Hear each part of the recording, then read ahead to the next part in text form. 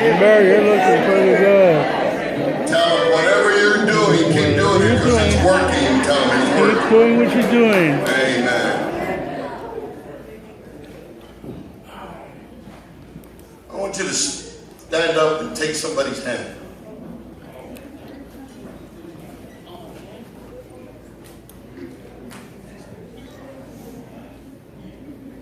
Just one person. Just take one person. One person's hand. Look him right in the eye. Turn around and look at him. Turn around and look at him. Say, neighbor, hear me and hear me good. Neighbor, quit tripping on the player haters. You may be seated. Come on, give the Lord a praise. Quit tripping on the player haters. That's what I want to talk to you this morning about. Why are you tripping on the player haters? I'm always fascinated in ministry, especially, how much the opinion of others is so important to so many people. I've seen people change careers, leave a career that they love to a career that they don't love because of somebody's opinion.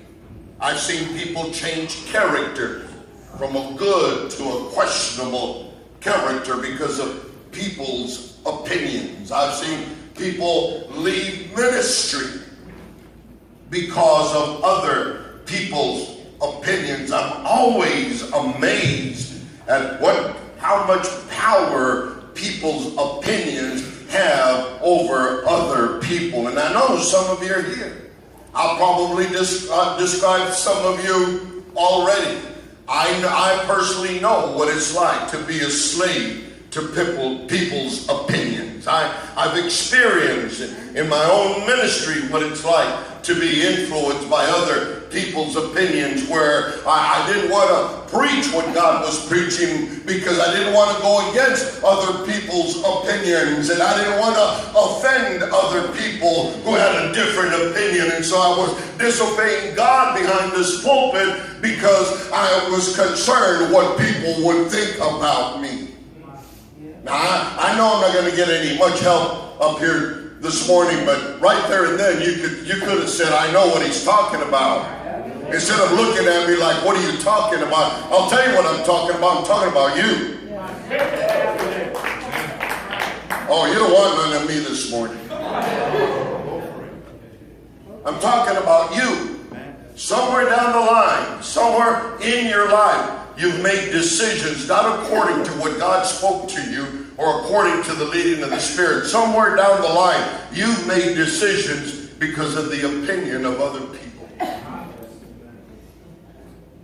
Turn to your neighbor and say, so quit tripping on the player haters.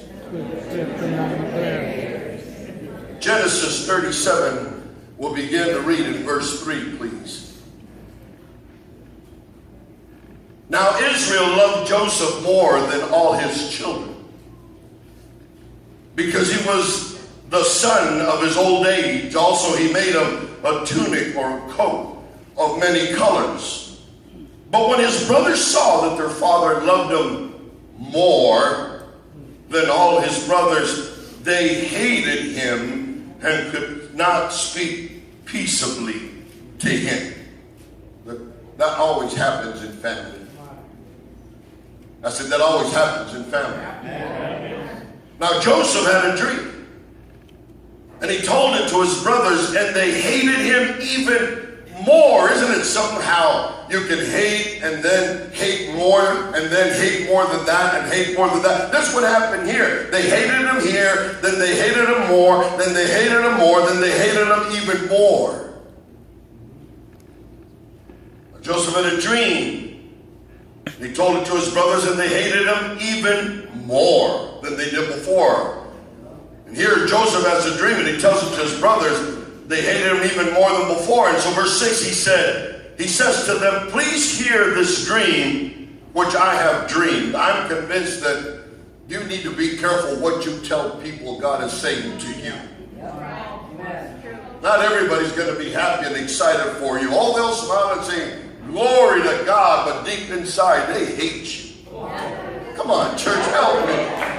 You know I'm speaking some truth here. I've seen it. 30-some years in full-time ministry. Believe me, I've seen it with my own eyes. I've experienced it myself in my own life.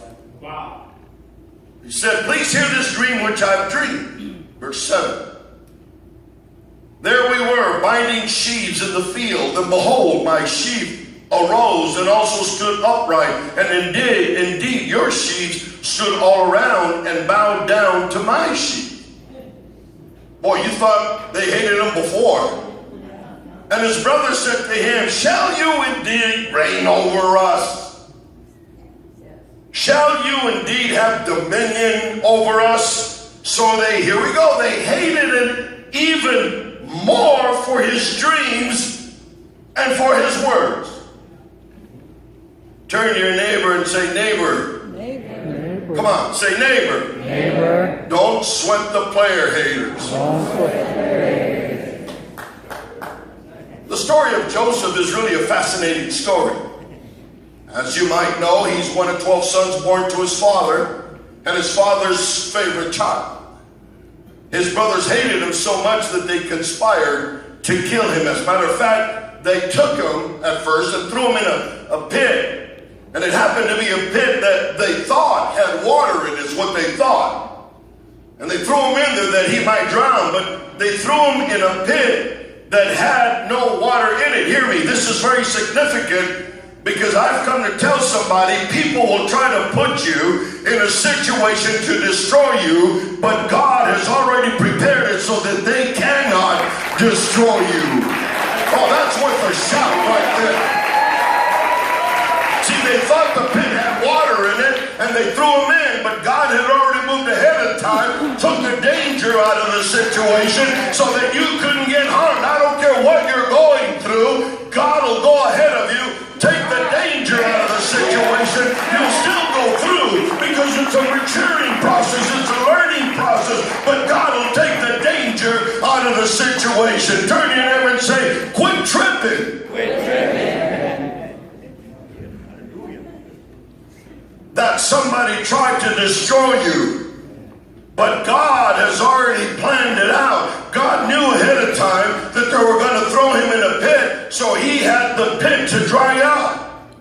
I've come to tell you, God is already looking out for you, and God is already moving for you, that by the time they try to hurt you, they can't. God has already moved. Oh, somebody ought to shout, hallelujah. Then they pull him out of the pit and they sell him. So he ends up being a slave in Egypt. He ends up in Potiphar's house. And while in the house of Potiphar, Joseph is so diligent, say diligent, that Potiphar gives Joseph complete charge over his house. Then came the day that Miss Potiphar tried to sleep with him. All rapes are not always committed by men.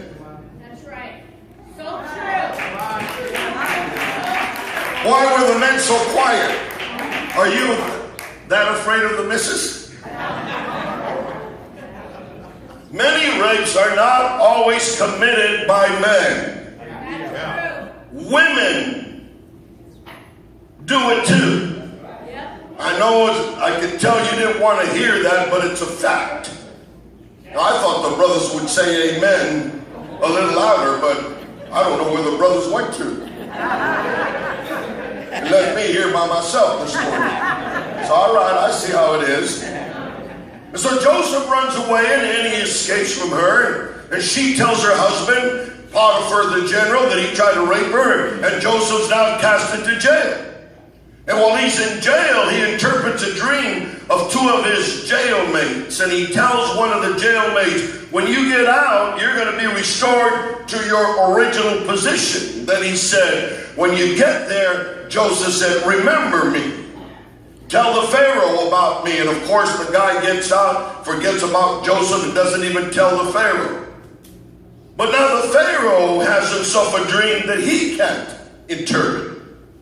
And it was at that point that Joseph's old cellie remembered that Joseph interprets dreams, so he calls Pharaoh and tells him about it. So they pull Joseph out of the prison to interpret the Pharaoh's dream, and Joseph does that, and a remarkable thing happens. The Pharaoh elevates Joseph to the number 2 man in the whole land. As a matter of fact, Joseph rides in the second chariot right behind him, and that means that when the president's motorcade comes by, he's in the car right behind the president. He was once in a pit, but now he's the second man over all the land, and he's in the second car right behind the president. And through a series, hear me now, through a series of events, a famine hits the land. And Joseph has interpreted the Pharaoh's dream, and they prepared for this famine. There's no food in Israel. And so Joseph's brothers who are in Israel hear that there's food in Egypt, and they make their way to Egypt to get food. And when they get there, they find themselves in the chamber of their brother Joseph, and they don't recognize him. They don't even know it's him. And I'm telling you, it's amazing how God will switch the script up on you. I said it's amazing how God will switch the script. And eventually, the dream, what he dreams about and what he told his brothers comes true. The brothers are hungry and there's no food, and their brothers are here. Who's in charge of food? Who has the power to give them food or power to take their life? They're standing in front of them. They bow down just like in the dream, and they realize that this is the brother we hated. I want to talk to you about hating, because some of you had the experience of being hated on. So I want to talk to the people who have been hated, because I haven't met anybody who enjoys being hated. As a matter of fact, I have not met anybody who does not want to be loved. Everybody wants to be loved. I said everybody wants to be loved. Look at the person next to you and tell them, yep. Tell them, yep. I don't care how ugly they are, they want to be loved. Tell them. Can I get an amen here? Boy, I ain't going to get nothing this morning. Everybody wants to be loved. Say that. Now, unfortunately, some are going to live a life of hatred. Somebody's got to hate you. Somebody's going to dislike you. And I've discovered in this journey in my own life, I've discovered that people have hated on me. I mean, really, look. Come on. Really? People have actually hated on me. And I don't mind to tell you that when I found out, it was a painful experience. It always is. It was a hurtful experience. And it always is. And I discovered that the people who hated on me, the people that didn't like me, were people that I loved. I discovered that there were people who I had bent backwards to help. People who were always in my house after a Sunday morning service, eating and watching the football, eating my food, watching the football game at my house, on my TV, drinking my Coke Zero.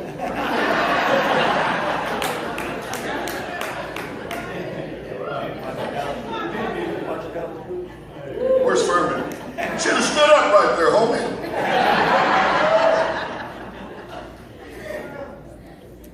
People who I had bent backwards to help.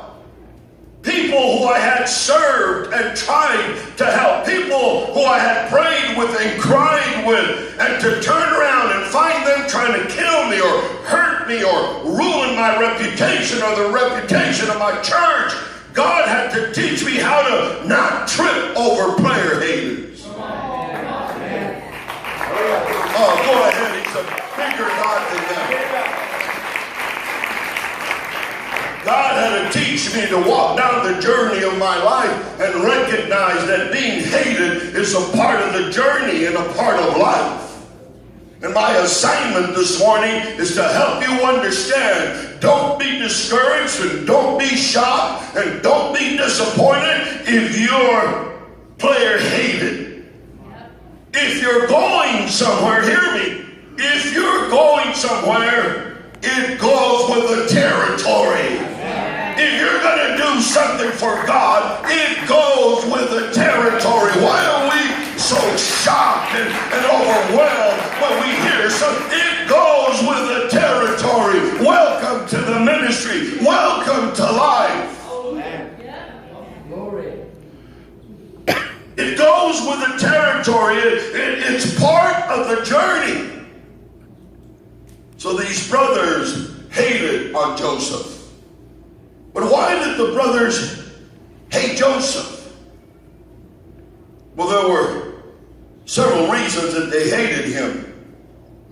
The word hate means to dislike intensely or passionately. Well, that's some serious business. To dislike intensely or passionately. To have an extreme hostility towards somebody. To detest somebody. To just not like them. To hate them. And some of you have people who hate you. And you've never even done anything to them, but they hate you. People don't like you for a lot of reasons. They don't like the clothes you wear.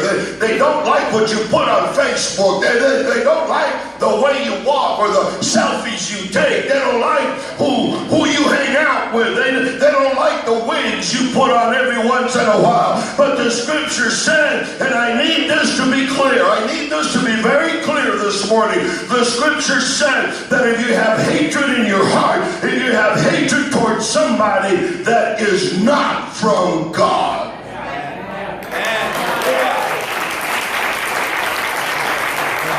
I want to be very clear on that. I don't want you to think I'm making any kind of excuses. The Bible clearly tells us. You'd be surprised how many people know that hatred is not from God and are still willing to harbor it towards other people.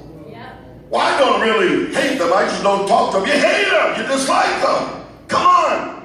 It's like people used to call sin, sin. Now we don't want to offend anybody, so we call sin an issue. It's a sin. How can you know that hate is not from God? That means it's from who? Not the neighbor, but from who? Come on, from who? And still allow it to remain in your heart and call yourself a God lover and call yourself a Christian, knowing God hates the fact that I hate, but it's okay. I'm going to hate anyway.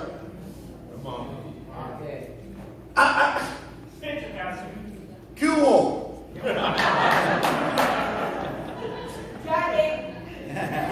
Am I preaching real good right about now? Preaching real good right about now. If you have hate for somebody, it's not from God. And folks, if I know I have something in my life that is not from God, I must immediately stop doing what I'm doing and get myself into my prayer closet and say, God, like we did this morning, create within me a pure and a clean and a new heart. I don't want this hatred in here, and I'm not going to stop doing that until it's gone. Well, you know, Pastor, you don't understand what? It just holds on to me. No, dummy, you're holding on to it. I closed my eyes when I said dummy so nobody could say I was looking at him. I said, no, dummy.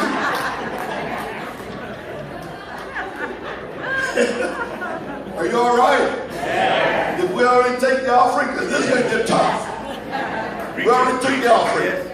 All right, now I'm going to finish it. Ha ha. Preach it. Bring it. Scripture's very clear on that. I want to make sure tonight that as believers in the family of God, we understand that if there's hate, it is not from God. And listen to me. All kidding aside, listen. You really need to think about that for a moment. You really need to let that sink in you for a moment. The mere fact that hatred is not from God. Hate in your heart is not from God. Are we clear on that? Are there any questions? Are there any questions? No, we are clear. Are we on the same page? Turn to your neighbor and tell him, I told you he was awesome. I told you it was awesome. I'm talking about the Holy Ghost. All right, I'm talking about this. As a matter of fact, folks, the scripture teaches that you can know that a person belongs to Jesus and that Jesus lives inside of them because they've learned how to love other people.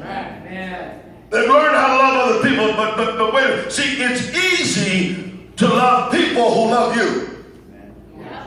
Oh, now it got quiet in this place. We just turned it to the, never mind. It's very easy to love people who love you. Anybody can do that. But the fact that you can love somebody that you know hates you.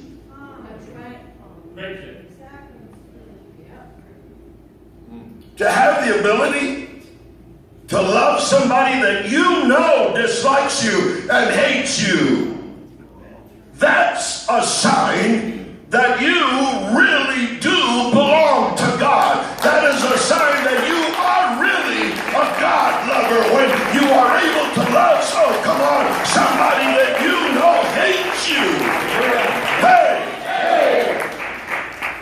I believe that we really need to get that into our spirits this morning, because if you really think about it for a moment, that's profound.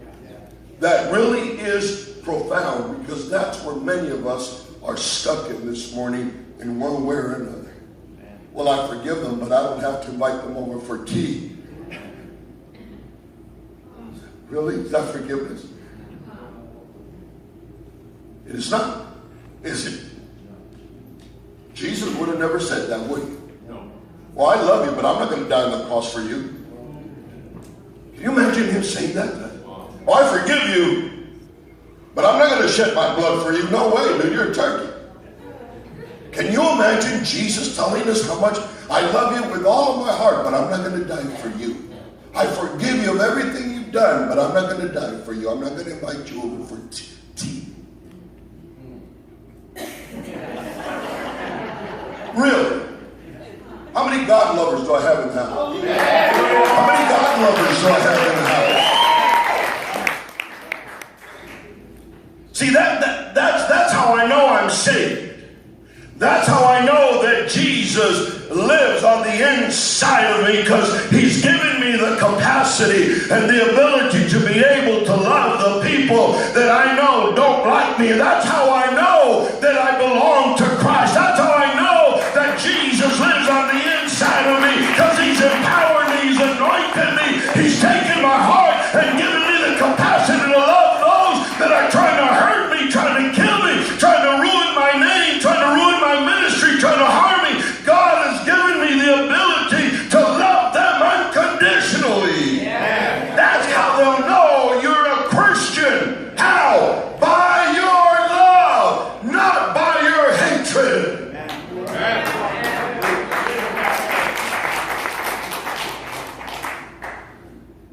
Well, I'm not ashamed to tell anybody I'm a Christian. You better be with a hatred heart. You better be ashamed.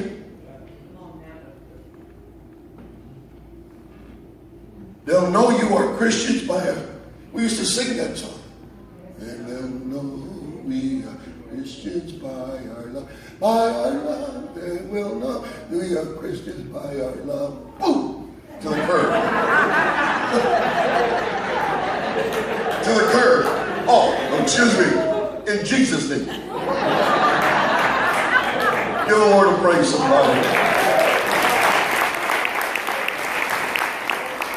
And I'm here to tell you this morning that that's how you know you're saved. Jesus said, by this shall all men know that you are my disciples. How? Because you have love for somebody else. Oh, come on, church. You cannot be a disciple of Christ, which means a disciplined one in Christ, with a hateful heart. It just doesn't work that way. We lived that life too long, some of us. That's why I'm glad for this message. We keep putting it off every day. I'll do something about it. I'll do something about it. I'm telling you, things like hatred has been known to cause cancer. Things like cancer. And if you're willing to chance that, that's dumb, but that's between you and God. The last thing I want to do is give the enemy another weapon to try to beat me up with. He's got enough that he tries to use against me. I don't need to give him any more. As a matter of fact, the Bible says don't give him any topography. Don't give him any territory. Don't give him any room. I think I lost some of you. See, it's nothing to love somebody who loves you. That's easy. He's talking about somebody who doesn't love you. So as a part of the journey, you're going to be hated. Joseph was hated, and here's why he was hated. Verse 4. But when his brothers saw that their father loved him more than all his brothers, they hated him and could not speak peaceably to him. That's one way you can tell when somebody hates you. They can't even talk right to you if they talk to you. There's no peace in it. They couldn't peaceably talk to you. Oh, somebody talk to you, but you know it's not right. You hear it. You say, you know it's not right. You're not dumb. They couldn't even talk to him peaceably. First, they hated him because of his father's love. They didn't like him because they perceived that he was his father's favorite. Hear me now. There's always a lot of tension in the family when somebody thinks that somebody is the favorite child. Charley. I told you that story. I was in my office one day and I was on the phone, and Charley and my younger one, Alicia, came and stood right next to my desk, and they were just waiting there like this. So I hung up the phone. I go, "What's up, Charley?" And Charley says, "Oh, Dad, I think it's time you tell her." I said, "Tell her." "Yep." "Tell her what?" "Tell her the truth. She's old enough to hear it and she can handle it. Tell her the truth." "What truth, Charlene?" "That I'm your favorite." "What? Tell her, Dad. Tell her I'm your favorite." I said, "Charlene, you're my favorite older daughter. She's my favorite younger daughter." "Oh, kidneys, my dear Watson. Kidneys." And she walked down. Before she got out the door, she looked like a chicken. There's always strife. Not that I thought that was cute, and I'll never forget it, but there's always strife in families when somebody thinks that you're the favorite child. But the reality is, I treat all my kids not the same. I don't. I need to put that point in right here. I love them all the same. I love them all the same. But I don't treat them all the same. I believe that these brothers felt that way. They felt because they saw their father treating their brother in a certain way, and yet most children don't understand that parents do not treat all the kids the same way.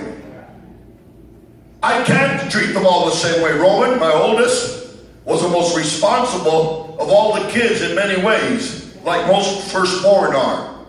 Now I thought my last child was going to be like my first child.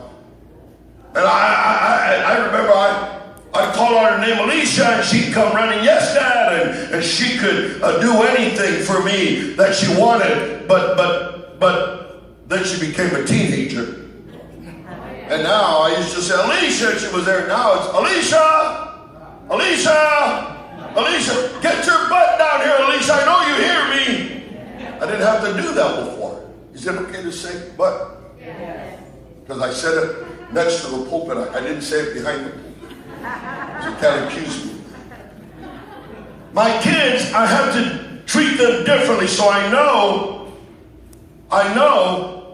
sometimes how to get in their face. Now my middle one, Charlene, I could tell her one time and it was done. But Shar is a very strong-willed child. She's not here. She's looking at me. She's sitting there. She's looking at me, Terry? Huh?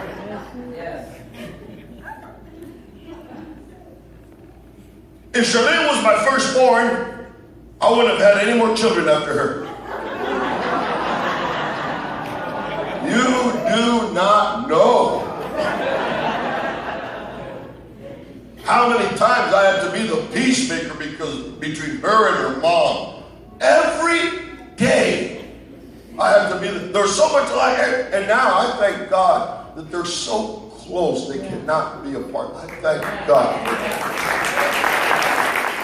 I'm so grateful to her. She looks at her mom and calls her and I love that. Not after me, forget me, but her mom, you know. It's all right, Char, I see how you roll. See, Charlene was the type of person, she's going to figure out a way to get done what she wants done. Oh, yeah. Oh, yeah. Even though we say, no, we can't do that, or no, we're not going to do that, or no, she'll find a way to get it done. And I heard I had to work with her and with Alicia and how to deal with her and how to get her to be a submitting young lady because Charlene did not like to submit. If she didn't like what they were serving in the cafeteria in junior high, she'd take your lunch and eat it. She would. She'd take it from you and eat it. And here comes Dad, a call from the principal. Yes, Charlene again? What did she do this time? Well, she took somebody's lunch. But she has lunch money. Well, I don't know. She took somebody's lunch and ate it.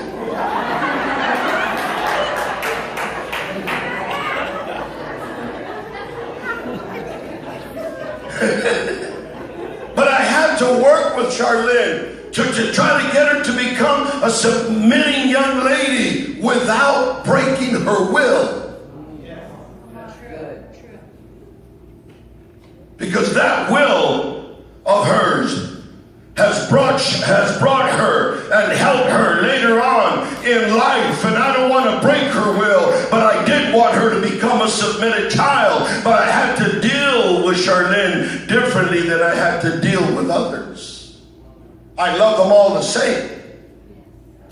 But I had to deal with each one of my children different. Are you listening to me? And it doesn't mean I love anyone anymore. And I suspected that these brothers didn't recognize that their father dealt with Joseph the way he had to deal with Joseph, and he had to deal with them the way he had to deal with them. And so they hated Joseph because of how they perceived his father's love for him. They thought he was his favorite. Now here's the key thing that I want you to understand. Are you all right? Yes. Somebody wave at me and say, oh, I'm all right. Here's the key thing I want you to understand this morning. Some people don't like you. I know it's hard to believe. And I hate to burst your bubble. Some people just don't like you. They don't want to like you. They feel that they don't need to like you. And here's why. Here's why. Because they perceive, hear me, Christians, this is why the world doesn't love you. And a lot of people don't love you because they perceive that God's favorite is you. Oh my God, I'm going to say that again. Some people are going to hate you because they perceive that God's favorite is you. They see Him opening up doors that they realize that you don't deserve to have them open. They see Him giving you promotion when they don't think you deserve to be promoted. They see Him answering your prayers that they don't believe should be answered. They see God blessing you with favor that they don't think you deserve. They see God demonstrating His love for you. But it's not that God loves you more than them. It's just that you make yourself available for Him to shower His love on you.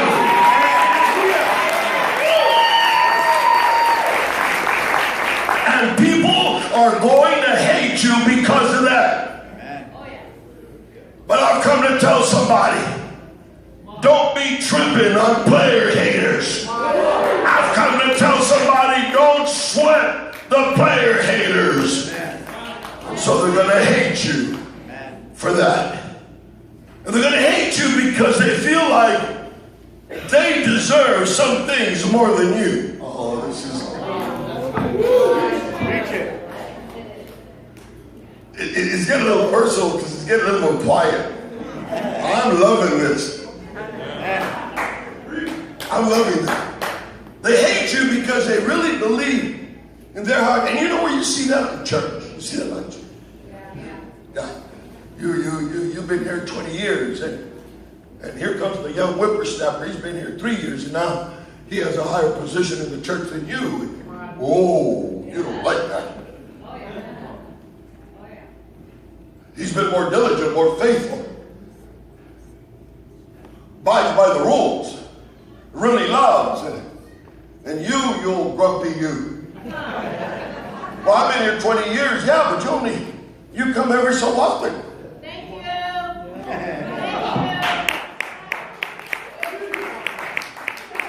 Well, why is he up there?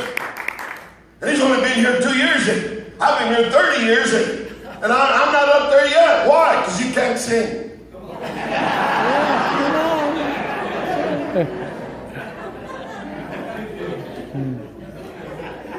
You know how many people tried out for the choir, didn't make it, got offended? If you don't know what I'm talking about, watch American Idol when the people are trying out. All kinds of weird people and so why am I in the choir? Because you can't sing, dude. You just can't sing. And so they're going to hate you for that kind of stuff.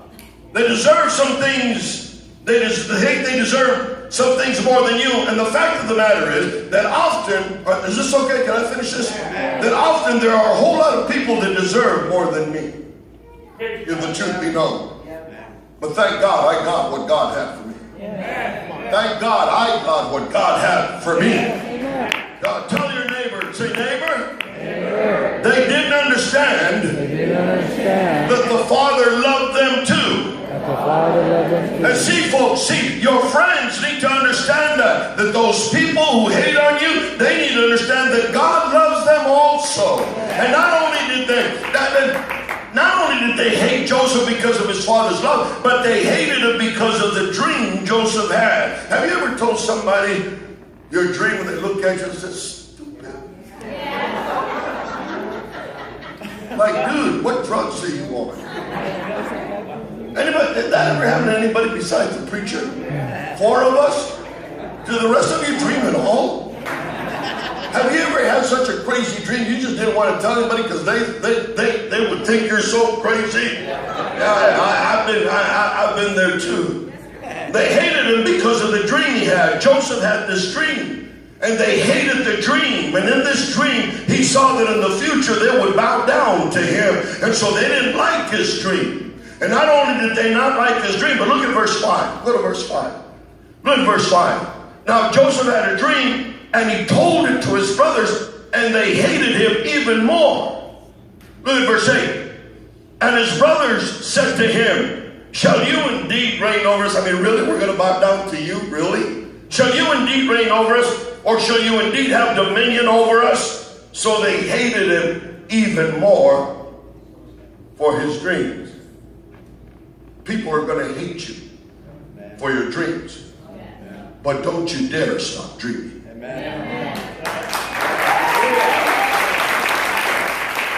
People are going to hate you for your dreams, but don't you dare stop dreaming. Listen, some of you have dreams, and as a matter of fact, God has given you a hope and an inspiration for your future, and he wants to take you somewhere, and he wants to do some spectacular with your life, and when you tell people about it, they don't like it. How you doing today? I'm blessed. Oh yeah, right.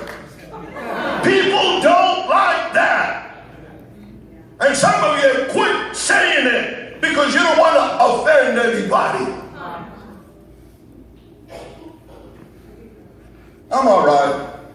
How you doing? I'm hanging in there. Judas hung in there and he died. And monkeys hang in there too.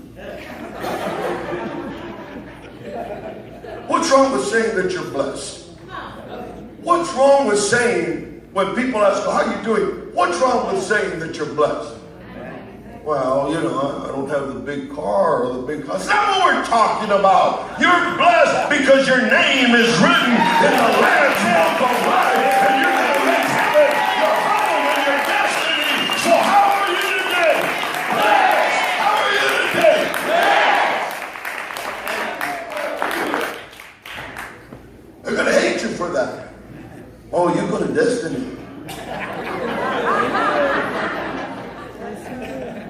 And you're going to hell.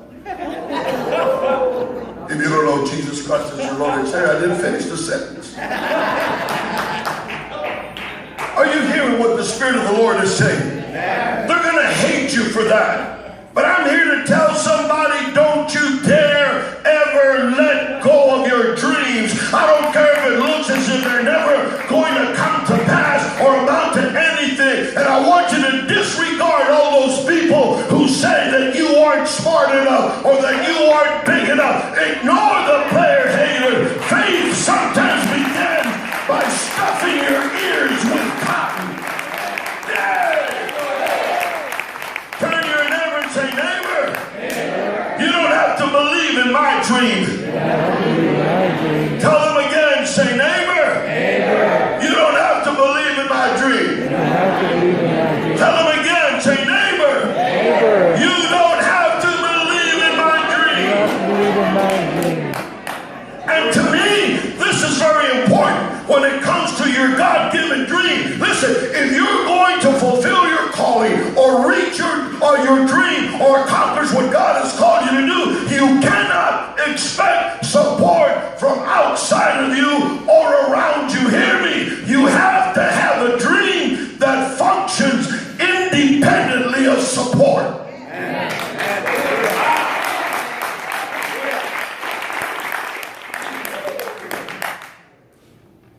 A dream that functions independently of support. Because if you don't, you're always going to look for people to support your dream, thinking if they don't support you, it'll never come to pass. And God said, no, I gave you the dream. They didn't give you the dream. I gave you the dream. You look to me.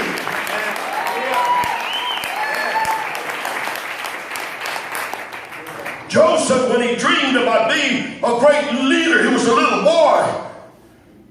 And that dream looked ridiculous to him. It looked ridiculous that he would end up leading people that he was a child under at one time. Don't let the dream fly away. Don't let it get away just because of a player hater. Don't let the dream intimidate you. It doesn't have to look like it's coming together for it to come together. And I'm here to tell somebody, quit dreaming stuff that's easy. Well, you know, Pastor, this is getting hard. Of course it's getting hard. This is a God thing. What do you think? Why do we always want it easy? But Pastor, you know it's not easy. I know it's not easy. It's a God thing. What are you talking about, a God thing? It's like, you know, you have to go to the cross when you don't want to go to the cross, but you're going to have to go to the cross anyway, just like Jesus did. You think it was easy for him? I've been here at the 70, in case you don't know that, and I'm sorry, man, but it's just too hard. It's a God thing, my friend. It's a God thing. If they told you it was going to be easy, they lied to you. I've never told you it was going to be easy. I've always told you it'll work out. We'll see it through together, and I promise you God will move. That's what I tell you. Because my job is to get your eyes off of me with whatever situation and immediately take your eyes and get them on Jesus. That way, if it doesn't work, you can't come to me. You go to him. Kidneys. Stop dreaming easy stuff. Stuff that doesn't stretch you. Stuff that doesn't challenge you. Stop dreaming all that easy stuff. I want you to dream the kind of dream that'll make people say she's crazy. He's lost his mind. She's probably forgotten where she came from. I'm speaking to somebody today, and I've come to tell you, start dreaming like a fool. Dream like a wild woman, a crazy man. Ignore the fact that you ain't got no money. The Bible said Abraham ignored the fact that his body was dead, and he believed God, and got Sarah pregnant. Start dreaming like a fool. Oh, come on, church, help me. Or is this an indication that you have no dream at all? Or is this an indication that someone that you love and trusted and has been in the Lord longer gave you a word that killed that dream, that wasn't even from God? Crazy dreamers have to learn how to stay away from wet blankets. There are many wet blankets in the church. All they want to do is turn off your fire. Don't go to a wet blanket. If you want to get fired up again, learn how to pray. Go to the Holy Ghost. You'll never miss with the Holy Ghost. I said you'll never miss with the Holy Ghost. I said you'll never miss with the Holy Ghost. Turn to your neighbor and say, neighbor, I'm going to dream like a fool. Come on and tell him I'm going to dream like a wild man and a wild woman. Say, neighbor, I'm going to believe God that He is able to do exceedingly, abundantly, above all that you could ask for a thing. Give the Lord a praise.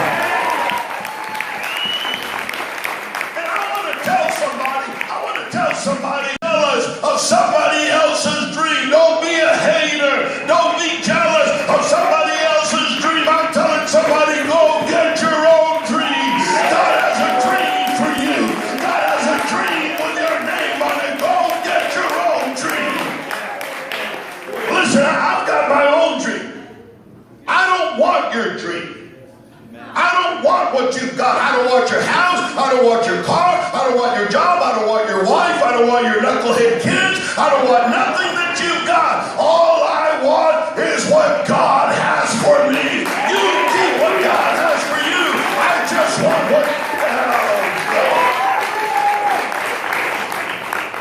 and what God has for me, I promise you I will get it in my due season and in my due time, and I'm willing to wait until God makes it come into my time.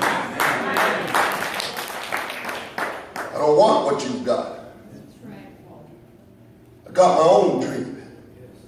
I got my own future. I got my own destiny. And so do you. So do you. You've got your own dream. You've got your own preferences. You have your own destiny in your life. I don't have to be jealous of anybody else's dreams. But they hated Joseph because of his dream. Verse 8. Won't be much longer. Verse 8. So they hated him even more for his dream. Now we go someplace else. And for his words. They hated him even more for his dream and for his words. They hated him for his words. They hated him for what he said. They rejected him for his father's love. They hated him because he had a dream. And now they hate him because of what he said. Listen to me. Listen to me. We are entering into a season in our country. Hear me now, please. I don't mean to be offensive to you, but I'm just going to tell you a biblical fact.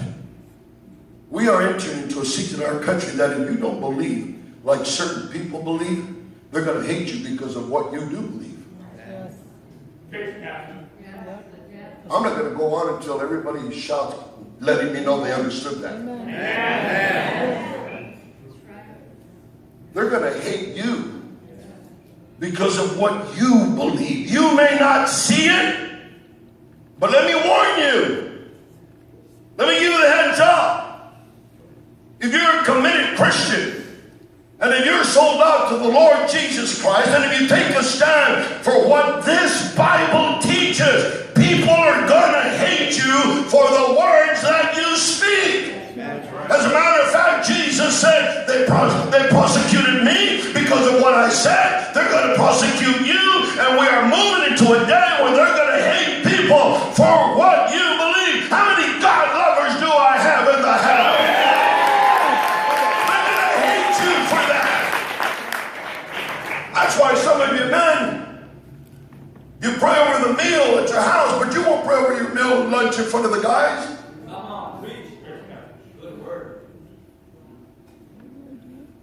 What will they think? What do you care? That's right. How many God lovers do I have in the house? You go to work, you'll treat your friends, God lover. You'll treat your friends at work better than you treat your wife at home.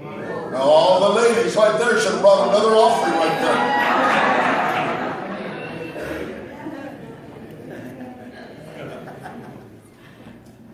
But try that again, see if anybody brings coffee. You treat the guys at work better than you treat your wife at home. Your friend will call you 2 in the morning and say, hey, my plumbing's gone. Can you come help me? And there you go. You run. Your wife says, give me a kiss. Oh, you know I love you.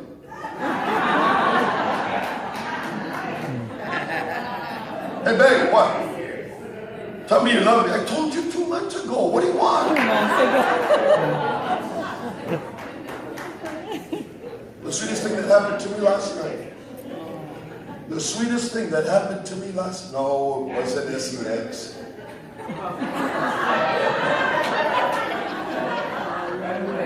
Right away.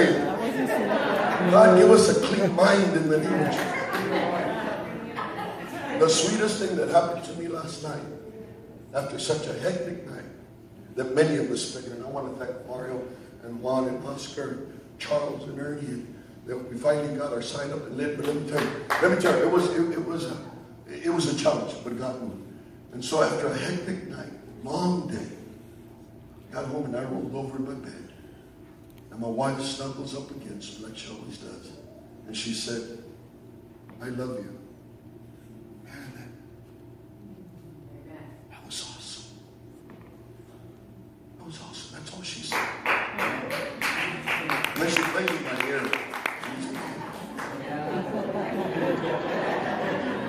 She has this twitch. And all she did was look at you and say, babe, I love you.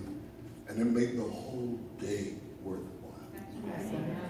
And I said to myself, you better love me, darling.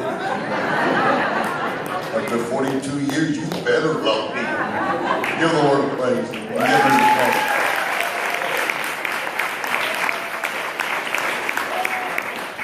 They're going to hate you just by what you believe in. Can I tell you the truth? Can I tell you the truth? Some of you are not ready to handle that kind of persecution. Somebody once said if they came in here to arrest you for being a Christian, and they looked at you, I wonder if they'd find enough evidence to arrest you. Some of you are ready to handle it, but you better get ready because we're entering into a season and a time where people are going to hate you because of what you believe and what you stand for, and they hated Joseph.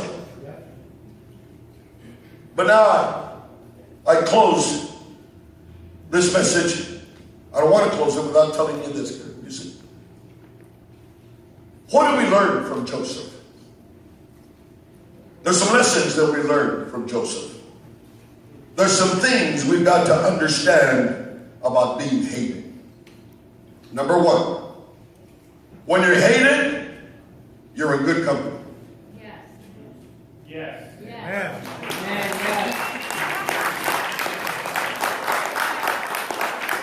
When you're hated, listen, number one, you're in good company. See, not only was Joseph hated and forgotten by his cellmates, but David was hated. David got hated by his father, by his wife, by his son, hated by his boss Saul, hated by the men he led, and he got hated on, and he was hated. Jesus was hated. You're in good company. Jesus was hated. And the Bible says that he was despised and he was rejected by many. They hated him enough that they crucified him. You're in good company when you're hated. You're with some really good people. Lesson number one. Lesson number two. When you're hated, check this out. When you're hated, somebody get ready to shout. Tell your neighbors, get ready to shout. When you're hated, here it is.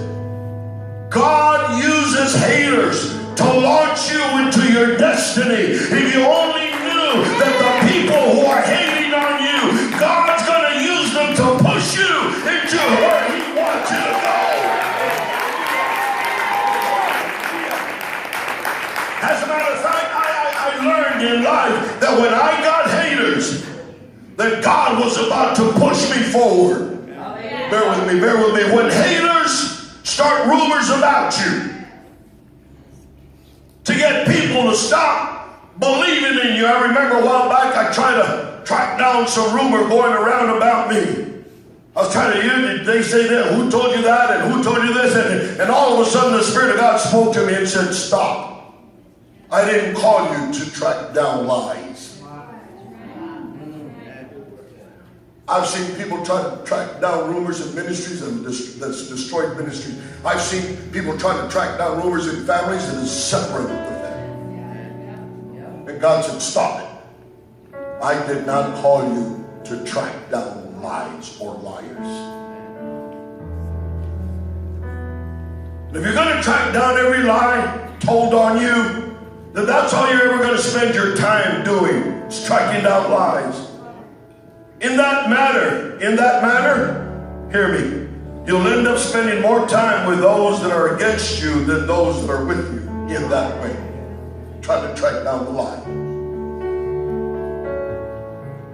When God said stop, I didn't call you to track down lies. He took me to Psalm 63:11 quickly. But the mouth, last part of that verse, but the mouth of those who speak, the mouth of those who speak shall be stopped. Talking about the lies. God said, you keep going, I'll stop them. I'll deal with it. You just keep going and don't get hateful. Quit tripping, God was saying to me. Quit tripping on them haters. Quit sweating the haters. I'll stop the lies. You keep going.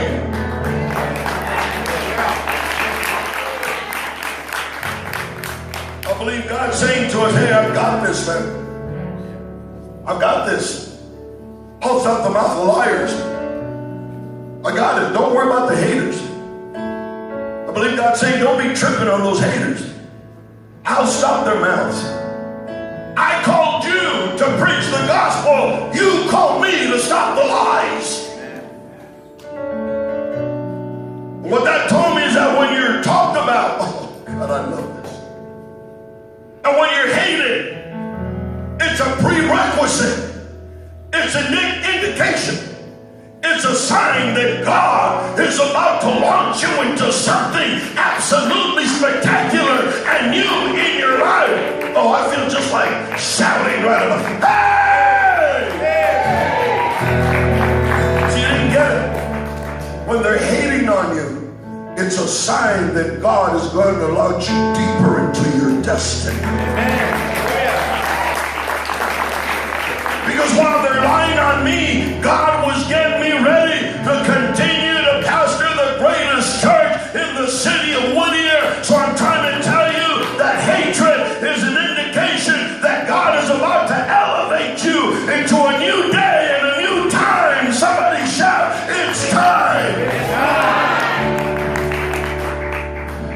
You know how many people lose sleep when they find out somebody they love hates them? I don't anymore. I rejoice and ooh, God's getting ready to launch me into something new. Oh, something new's getting ready to happen in my ministry.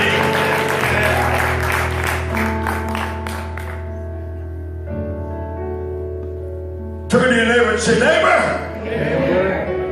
Say, neighbor. I'm about to go somewhere. I'm about to get elevated. Because I've been hated on. I used to cry about it. I used to get bothered and upset about it. But not anymore, neighbor. Not anymore, neighbor. Player haters is an indication that I am going somewhere. Somebody ought to give the Lord a shout out about that.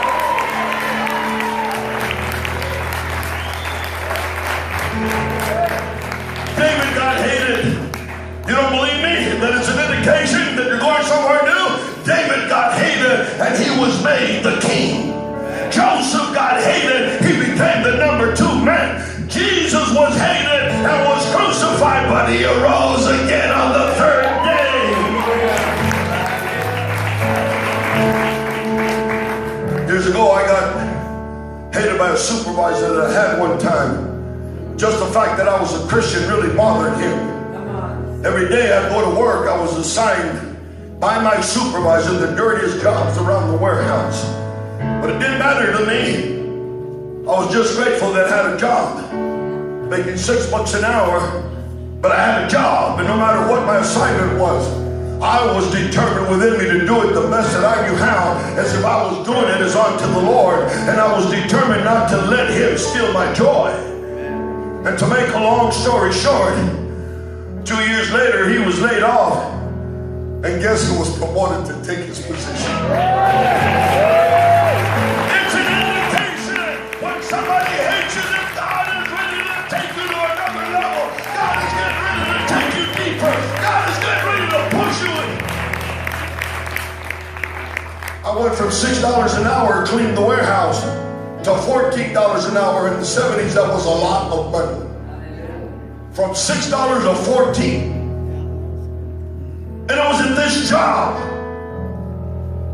You think that was enough? No. Something greater happened. It was at this job.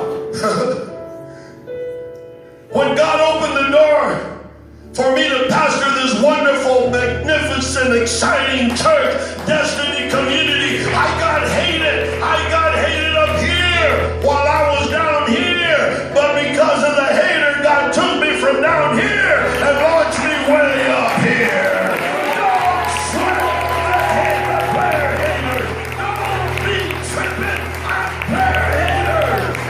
Hey! God uses haters to push you forward.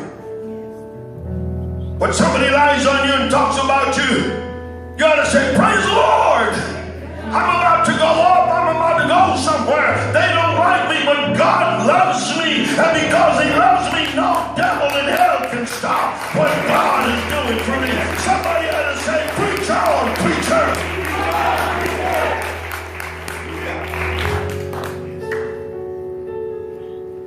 Praise God.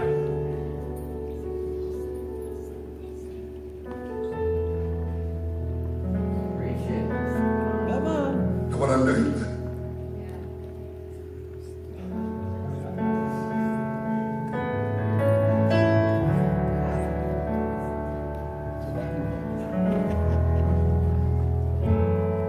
But by me, I'm just looking for some haters. I'm getting ready to go somewhere. I'm getting ready for God to take me to new place. All I need is a hater because it's an indication that God's getting ready to do something new in my life. Come on, give the Lord a praise offering.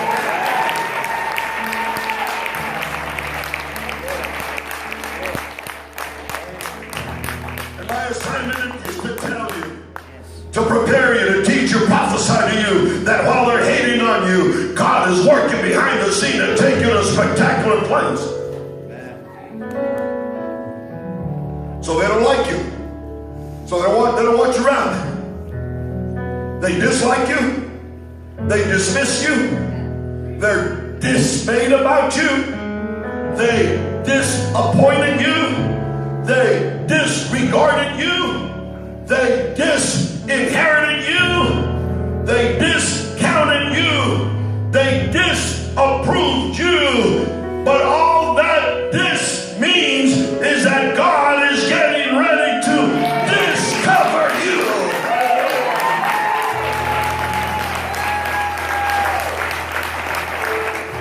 I've been dissed by the world, but I'm about to be discovered by the lily of the valley. And I don't know who I'm preaching to, but get ready. God is about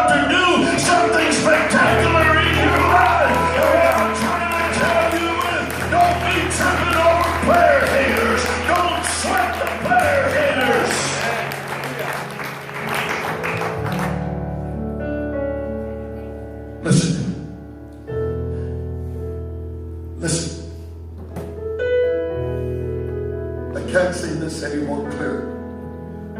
Stop hating. Thank you.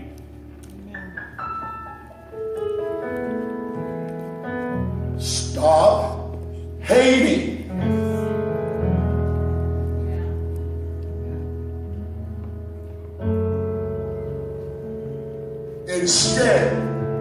Instead, learn how to play the game of the player hater. Learn the game, but don't sweat.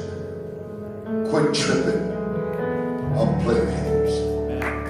Remember. Come on, give the Lord a praise. Come on, give the Lord a praise.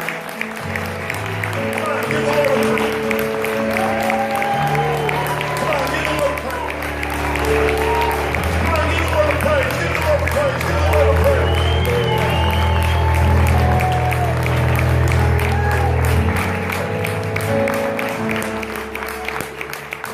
Don't be tripping on player haters. The more they hate, the greater dimension God's going to launch you to. Now, I know some people are used to hearing this kind of message. I understand that.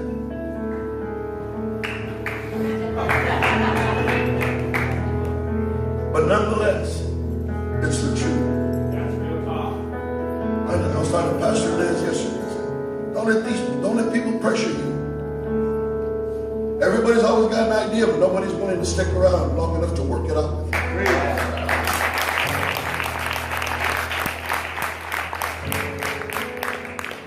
I told Pastor Furman, Pastor Liz, don't go there. You do what God's telling you to do. Amen.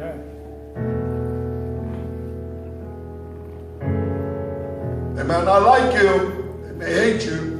It's all right. That means I'm going somewhere. Anybody ever hate you, baby? Because you're going somewhere. You're going far with God. And it's time. You were on a little vacation. God loved you so much. He was merciful. Something happened. Some things happened while you were gone. Some I know about, some I don't. But God's hand kept you. Your perspective about God just ignited, it blew up, it got so big. It began to draw you in. And he sent these little friends, kind of remind you, kind of talk to you. But you're going to get launched. You're going to go big with the things of God. Don't sweat the haters, baby. Don't sweat.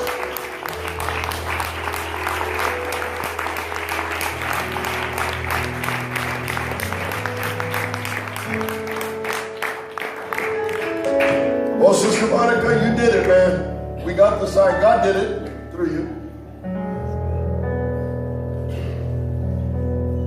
Where's Buddy? Where's Buddy? Raymond? Anybody see Raymond? Buddy? Where's he? Buddy! Oh, that's his last name. Thank you. Thank God. Thank all of you that have come to help. All of you. We're not done. We still need a lot of help. We need experienced electricians. Experience. That'll do the job right. Last night, God sent us a miracle. Hector. Oh, man, he hooked it up quick. What the other electricians couldn't do. And then he started talking to me in Chinese. I was... It was a blessing. It was a great blessing. And I put on the text April. And then he told me, no, my name's Hector. Oh, I know. I was doing the funeral last year. This never happened to me before. The guy's name was William or something like that. And I was telling the people, so we're here to celebrate Richard's life. And I kept saying, Richard. And so finally his daughter yells out, his name's William. Okay, I've never done that. It was embarrassing. Oh my God. Don't sweat them. Don't let them change you. Don't sweat them. Don't sweat them. You weren't raised that way anyway.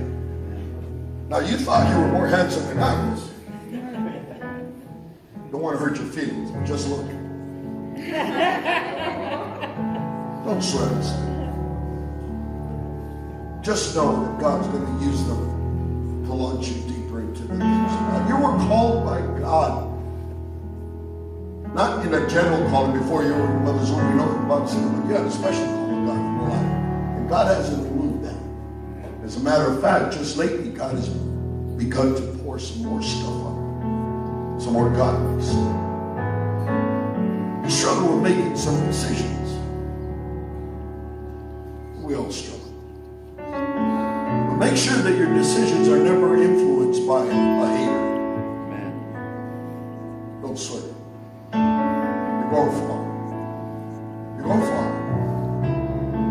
Not only because you're athletic, not only because you're almost as good looking as your pastor, although that's going to take you pretty far.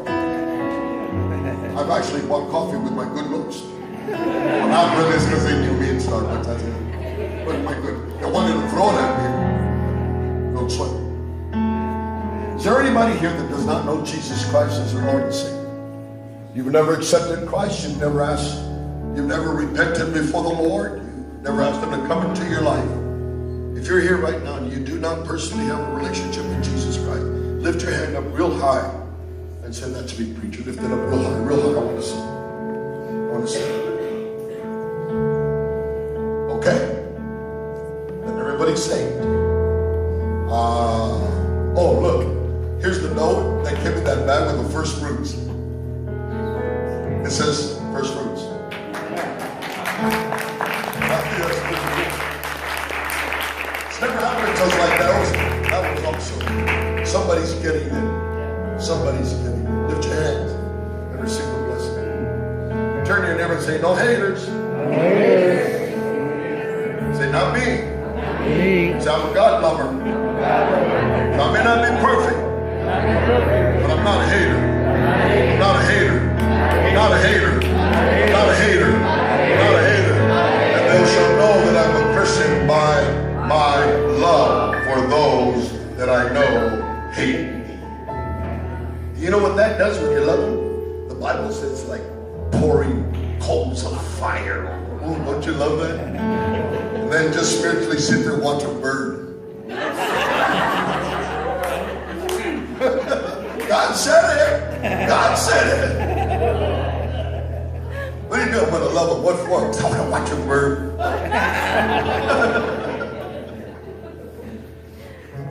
Lift your hands. God set you free today. Yes. God set you free today. Hallelujah. Amen. Thank you. Church loves you. Thank you. This church loves you. Amen. This church believes. Yes. Thank you. This church believes that you are destined for greatness because greater is He that is in you Amen. than he that is in the world. Turn to your neighbor and say, "I'm destined for greatness." Destined for Come on, say it like greatness. to me. Destined for greatness. Turn to somebody else and say, "If you don't like it, Like it? just hate on me. I'm ready to go somewhere. I'm ready to go somewhere new. I'm ready to go to greater places, the things of God. I'm ready to hit my destiny. I'm ready to fulfill the vision. Go ahead, just hate on me. It's all right. I'm ready to go somewhere. Hey! Hey! Hey! Lift your hands and see the blessing. Yes, Lord. Thank you. Before you leave today, can I count on you to make a friend today before you leave? Find somebody you don't know and introduce yourself to and shake their hand. Give them a hug. Can I count on you to do that? The priestly blessing. The Lord keep blessing you Yes. Thank you. and keep keeping you. Father God. Thank you, Father. Oh, yes. Thank you. Pray that the Lord continue to make His face shine on you Yes. Thank you, Abba Father. and continue to be gracious to you. Yes. Thank you. Thank you. And I believe in God that the Lord keep turning His face and His favor towards you and give you that peace that the mind of man cannot Yes. understand. Thank you. That peace that surpasses the natural, all of man's understanding. Thank you. We magnify you. Thank Now look at your neighbor and say, neighbor, you. one more thing. One more thing.